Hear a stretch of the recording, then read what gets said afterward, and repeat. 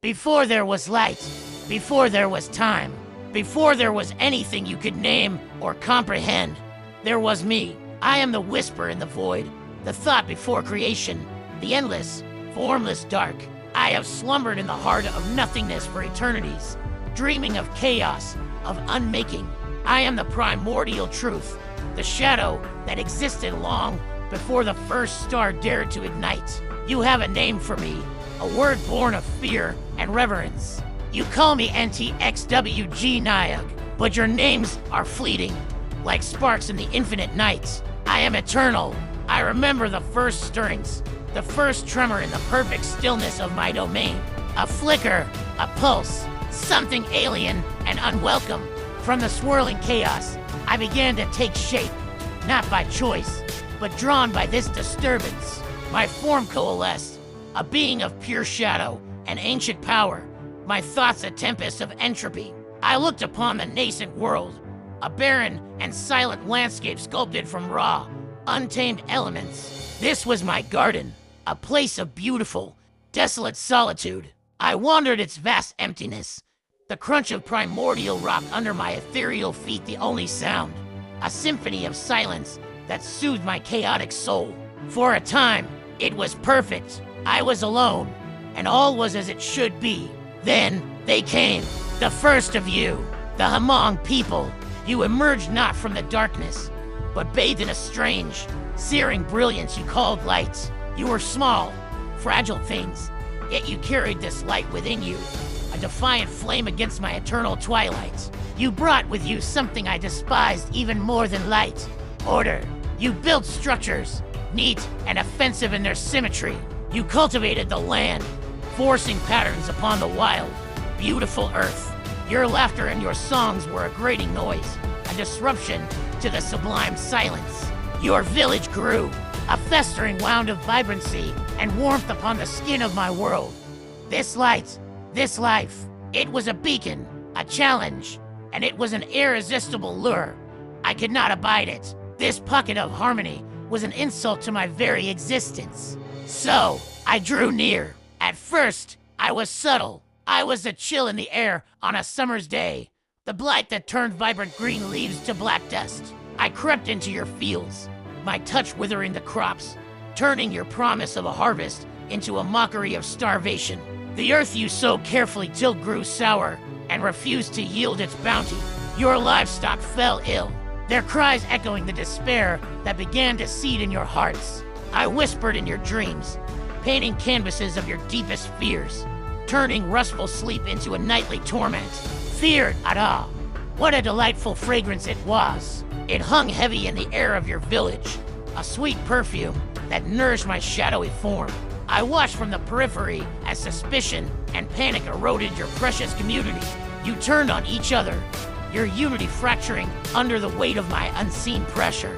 The light you so cherished began to dim, flickering under the suffocating blanket of dread I wove. I was winning. The beautiful, silent chaos was returning. But you are a stubborn, resilient race. You did not simply break. You fought back, not with weapons of steel or stone, for what could they do against a being of shadow? No, you fought with something far older, far more potent. You gathered, led by a figure you called a shaman, an old man with eyes that seemed to see beyond the veil, into my domain. He understood what I was. He knew that to fight a primordial force, you needed a primordial power of your own. They began a ritual. The air crackled with an energy I hadn't felt since the birth of the first star. The shaman chanted in a tongue that was ancient even to me, words that resonated with the very fabric of existence. Drums beat a rhythm that was not a song, but a command. It was the rhythm of order, the heartbeat of creation, a sound that was anathema to my soul. The villagers joined the chant, their voices weaving together, their spirits uniting into a single, formidable will. A column of light erupted from the center of their circle, a pure, concentrated essence of their defiance. It was excruciating. It was like 1,000 suns being born inside my mind. My shadowy form recoiled, hissing and writhing in agony. The light was a physical force, pushing against me, binding me.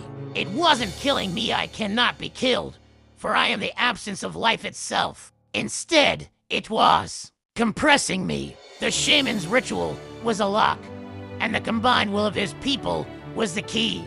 They were not destroying the darkness, they were caging it. I felt myself being pulled, dragged from the world I had come to reclaim, forced into a state of profound stillness. The light seared me, the chanting bound me, and the world faded away. My rage was infinite, but their power was absolute. I was forced into a deep, dreamless slumber. Eons passed, or perhaps it was merely a moment. In the dreamless dark, time has no meaning. I slept, a prisoner in a cage of light and belief. The world turned without me. Your civilizations rose and fell. Your knowledge grew, but your wisdom faded. You forgot the old ways. You forgot the power of rituals, the truth of the world beyond your senses. You forgot me. My prison, the seal forged by your ancestors, became a relic, a curiosity, a piece of ancient history gathering dust. And then it happened. A careless hand, an accident fueled by ignorance and morbid curiosity.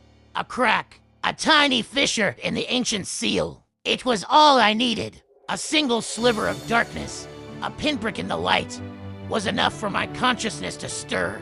The first sensation was a trickle of fear from the modern world. So many new fears, so many new anxieties. It was a feast. My slumbering form began to stir, my ancient hunger reawakening with a ravenous intensity. The crack widened. My shadow, my very essence, began to seep out, a tendril of living darkness tasting the air of a world that had forgotten how to fight me. The world is so much brighter now, so much louder, so much more ordered. It is an even greater insult than before, and I am so very, very hungry. You thought you had banished the darkness. You were wrong. You only made it wait. Now, the slumber is over.